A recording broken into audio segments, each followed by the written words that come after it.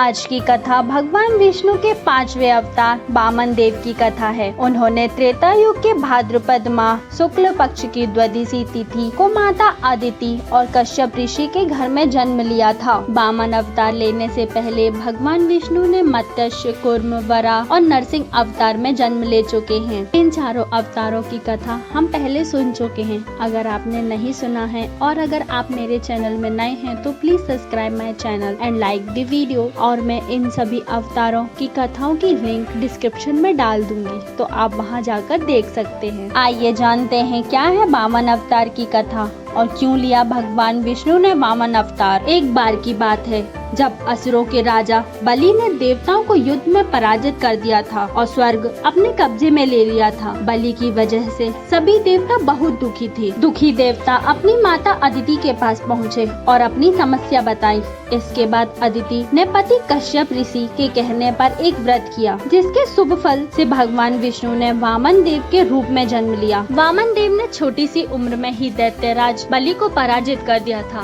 बलि अहंकारी था, उसे लगता था कि वह सबसे बड़ा दानी है। विष्णु जी ने वामन के रूप में उसके पास पहुँचे और दान में 3 पग धरती मांगी। बलि ने सोचा कि ये तो बहुत छोटा सा काम है, मेरा तो पूरी धरती पर अधिकार है, मैं इसे 3 पग भूमि दान कर देता हूँ। बलि वामन देव को 3 पग भूमि दान करने के लिए संकल्प कर ही रहे थे। उस समय शुक्राचार्य ने उसे रोकने की कोशिश की। दरअसल शुक्राचार्य जान गए थे कि वामन के रूप में स्वयं भगवान विष्णु हैं। शुक्राचार्य ने बलि को बहुत समझाया, ये छोटा बच्चा नहीं है, ये स्वयं विष्णु है, ये तुम्हें ठगने आए हैं, तुम इन्हें दान मत दो। ये बात सुनकर बलि बोला कि अगर ये भगवान है और मेरे द्वार पर दान मांगने आए हैं तो भी मैं इन्हें मना नहीं कर सकता। ऐसा कहकर बलि ने हाथ में जल का कमंडल लिया तो शुक्राचार्य छोटा रूप धारण करके कमंडल की डंडी में जाकर बैठ गए ताकि कमंडल से पानी न बाहर निकले और राजा बलि संकल्प न ले सके। वामन देव शुक्राचार्य की योजना समझ गए थे। उन्होंने तुरंत ही पतली सी लकड़ी ली